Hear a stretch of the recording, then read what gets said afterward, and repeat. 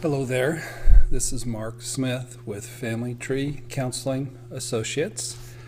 I have a bit of a controversial topic today, and I hope you'll be patient with me and bear with me for just a moment to explain my provocative title. The title of the video is "You Were Not Victimized by Your Narcissistic Abuser." Now, y'all know me. If you've been watching videos, you know that if anybody believes in narcissistic abuse syndrome, it's me. I've had videos called Narcissistic Monsters with Human Faces, Narcissistic Abuse equals Soul Murder and Heart Rape, and Recruiting Monsters, Predators, Narcissists, Vampires, or Sociopaths to Shatter, Destroy, and Heal You. I would never blame the victim. I would never soft pedal the monstrousness of the monster. However, I do have some things to teach you that could change your life forever.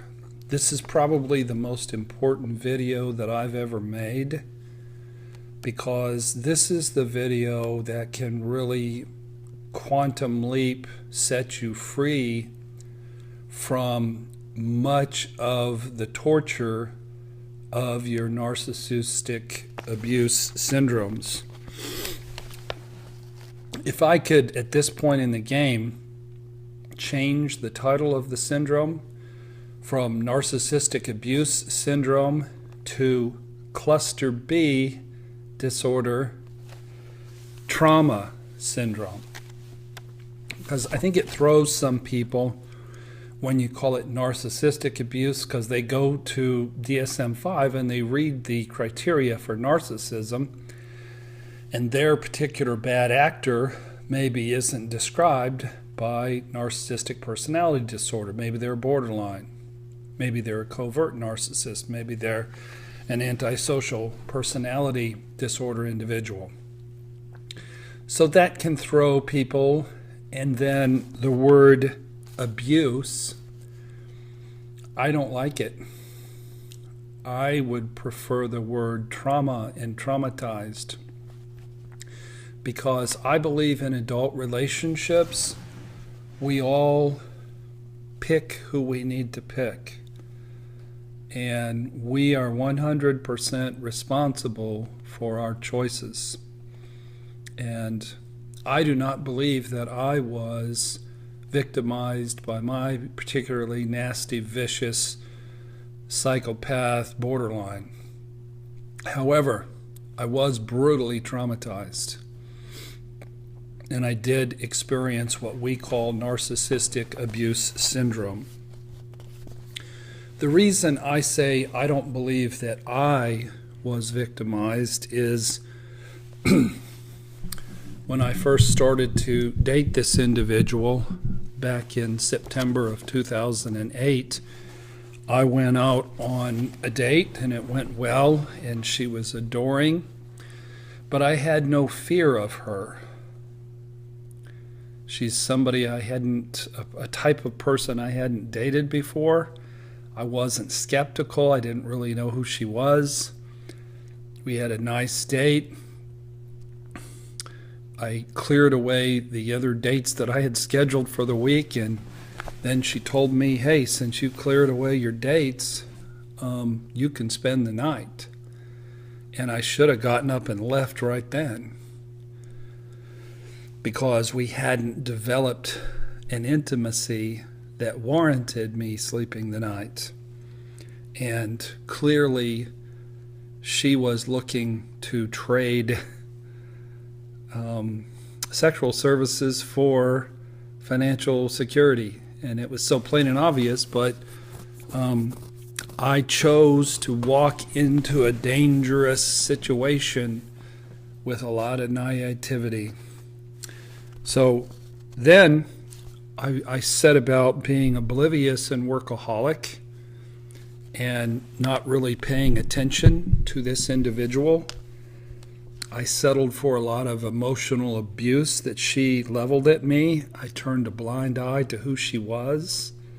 There were several times where she virtually announced that she was having an affair, but my wounded little boy stuck his head in the sand like an ostrich and just blocked it out. And I put her out of my house 3 times and then got back with her. None of these things she made me do. She never pulled out a gun and said, I'm moving into your house, or we have to get back together. I did that to myself. And the reason I did that is this woman was a psychological clone of my mother. And I had some scratches that needed itched. I needed to work on healing the wounds of severe, brutal, primitive, primal abandonment from all the way back in my infancy. So I needed somebody who would be a fake fiance, who would give her love to another man, and then who would walk away with no empathy or compassion, just the way my mother did. She gave her love to my little brother, but she completely abandoned me. So you need to ask yourself, what are the family of origin issues that are at play that drew you to the narcissist? You're not like a super duper emotionally healthy person who got involved with the devil. If you were super duper emotionally healthy, you wouldn't have gotten involved with the devil, I'm afraid to tell you. So here's the paradigm that I want to give you. This is worth its weight in gold. I tell my clients through the years that I only know one thing and I only have one skill, but I've been booked as a therapist since 1989 and have had anywhere from 12 to 7 therapists working for me during that time. And I've been very, very successful being a one-trick pony. My one trick is this that I'm about ready to tell you, that nobody is a victim in a relationship. So here's what I tell couples when they come in. I tell them, and they love this. Did you know that love in marriage was designed to make you friggin' miserable? And sometimes they high five and go, yay, us, we're miserable, we're doing it right, you know. But I'm completely serious when I say that.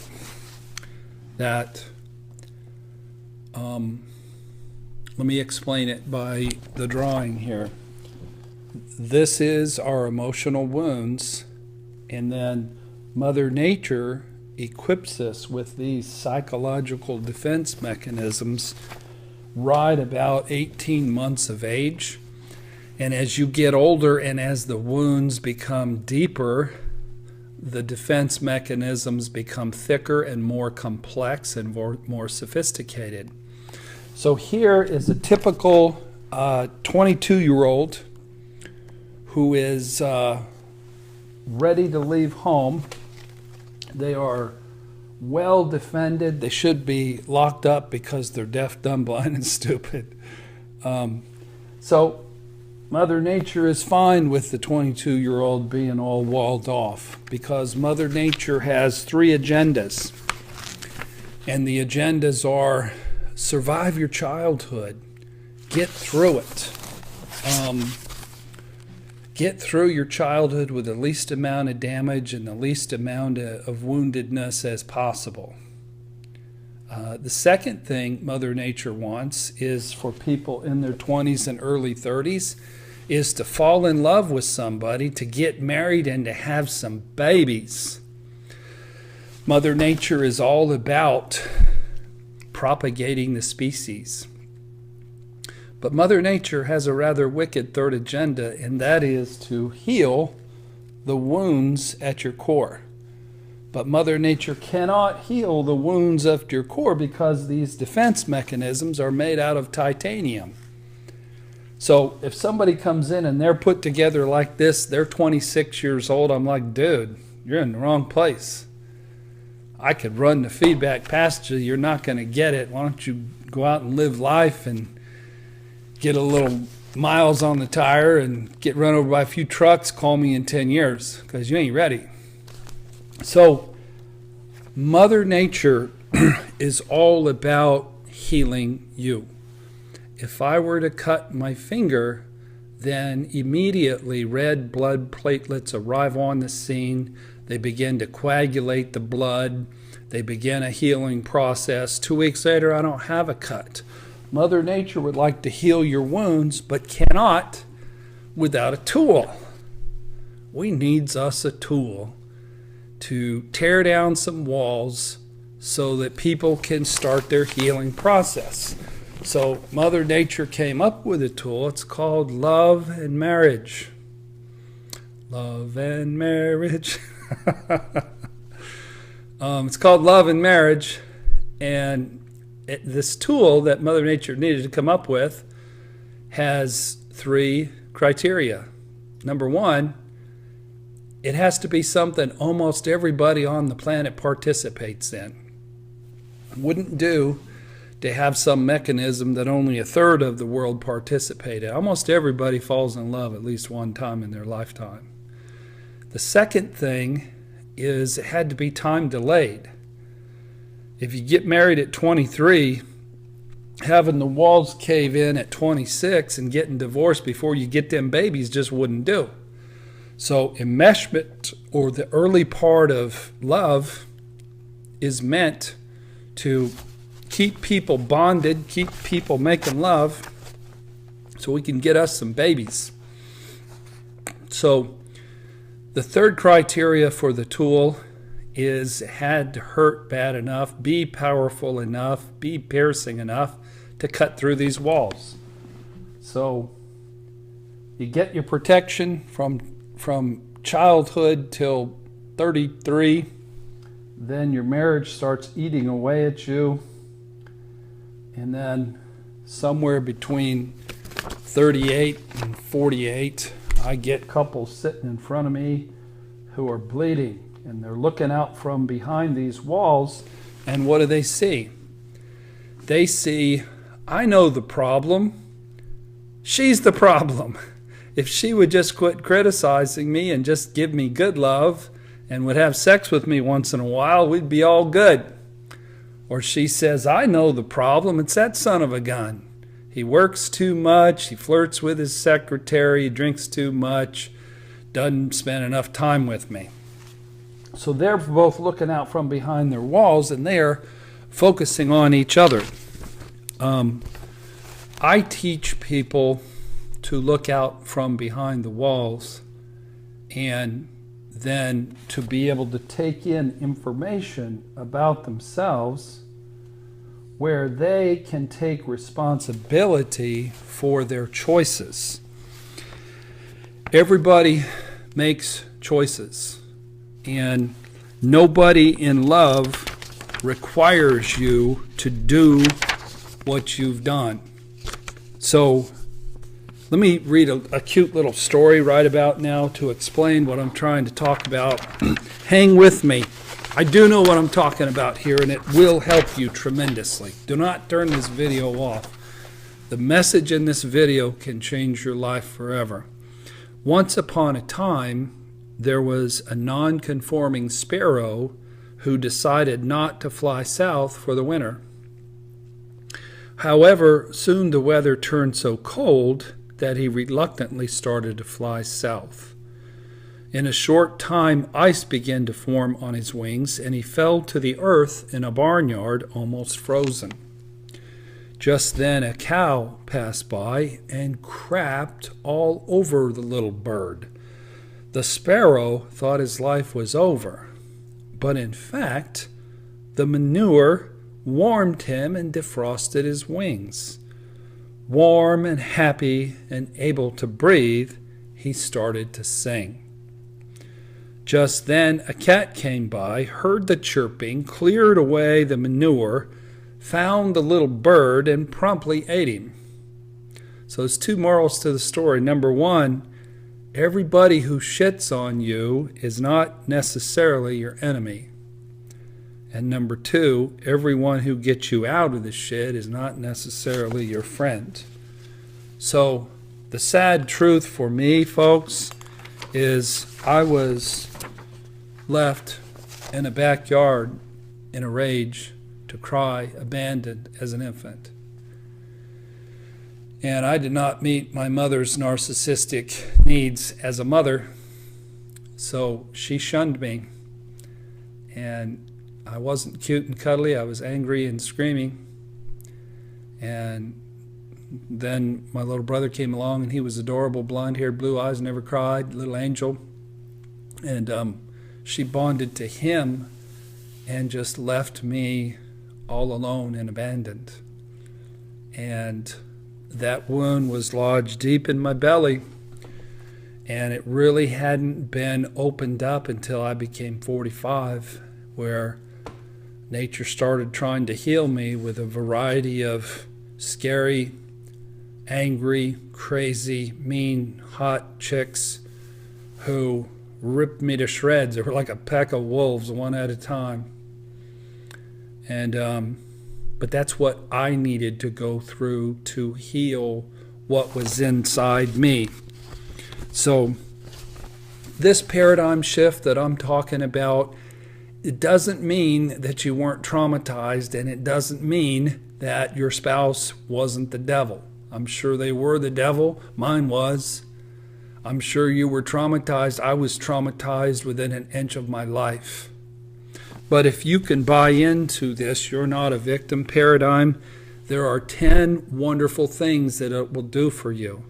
Number one, it's an antidote for the infection in your wound. If you have an infection, if you have a wound in your arm, that's bad enough. But if you get an infection in the wound, that can kill you. Or they might have to cut your arm off in order for you to live. And that's what victim mentality is. We have a wound in living flesh. And that's bad enough. And that'll almost kill you. And that'll take all of your time and resources to heal from. But if you believe that you're this innocent bystander who has no responsibility in your choices, and that you were this healthy, happy person, and the devil came along and done it to you, you're going to be awfully bitter. And it's just not true. You needed this person in your life to reenact the wounds of your childhood. They didn't have the power to do that to you. You enlisted them. You gave them the power to do it because you needed to have it done to you for this healing process I speak of. Number two, if you adopt this paradigm, it'll help you make sense of your entire life and help you make sense of the world. It'll all fit together like a jigsaw puzzle. Every couple that I work with, I sit in front of them with a genogram or a family tree, and I get 4 generations on one piece of paper, and then I study that piece of paper, and it always makes sense. It always makes sense. It's like a 1,000-piece jigsaw puzzle, and if you are picking one narcissist after psychopath after sociopath after another, it's not just because the world is filled with them, it's because you're attracting them. And you're attracting them because you're family of origin. And you don't recognize them, and you don't protect yourself. And if you don't protect yourself, then you're putting yourself in danger. You're doing that to yourself. Number 3, this paradigm empowers you, and it makes the world seem as safe as it really is. The world isn't so unsafe that every third person is a zombie narcissist in disguise who's going to rip into your soul at every chance they get. The world is a dark place. There are a lot of monsters out there, but it ain't that bad. So when you know specifically you were endangered for a reason, then it helps you to not be paranoid. That you know that you have the power to protect you. Nobody has the power to do it to you without your full consent and cooperation. Number 4, this paradigm will put you on guard for your next relationship. So many people get destroyed in a relationship and they just think, I got to find that special person who will really love me. They're not out there.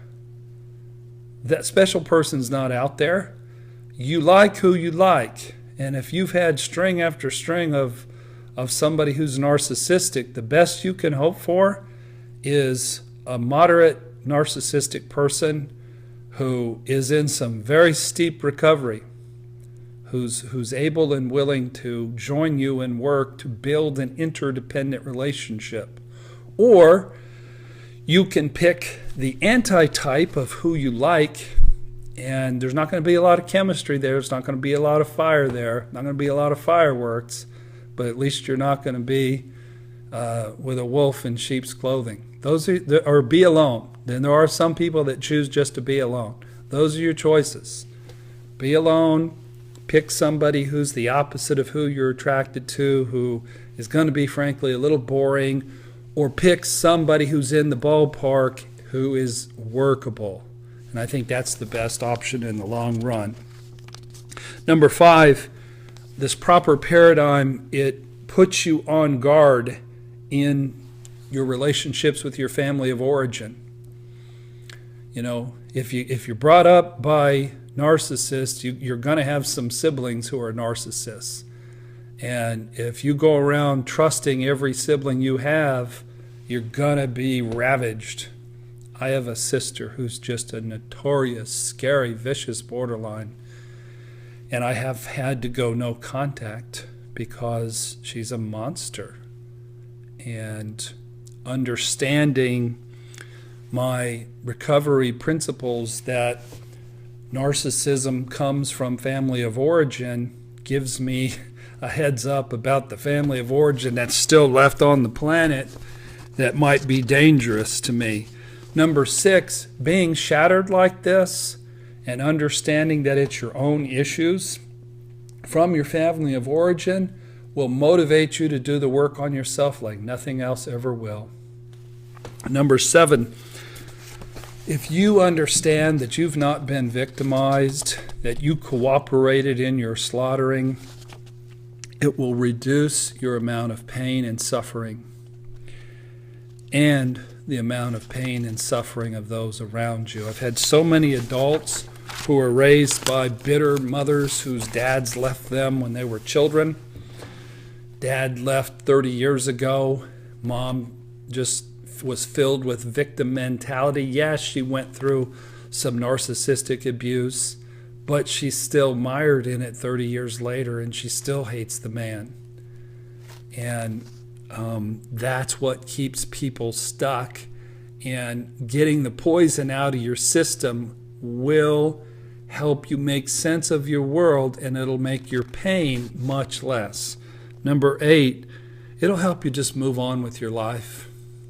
You know, this was a chapter. This is something I needed to go through. And thank goodness it's over. I've got my eyes open. It ain't going to happen to me again. Number 9, it's going to release you from any fantasies of revenge. I was treated horrifically by my fiance and by her sex addict, predator, scuzzbag boyfriend. And if I wasn't in recovery, and I believed I was victimized,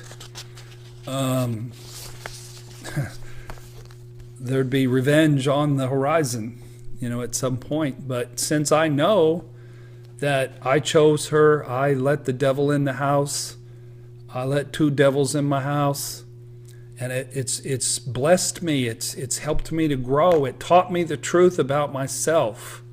I was the emperor with no clothes, and then I became a person that got filled with light. Light comes where the wound is. So I've had a lot of lights turned on because of the healing of my wounds. And the 10th reason that you really should embrace this paradigm as you've not been victimized is it's the truth. It's the truth. I'm telling you the truth. So I'm trying to move people toward gratitude, toward forgiveness, and then toward thriving. If you want to know more about this topic, on our YouTube channel, there is a playlist called Uprooting Victim Mentality. There's 30, 40 videos on there, mainly made by me, mainly talking about this situation. Your sexuality, unfortunately, is calibrated by your emotional wounds.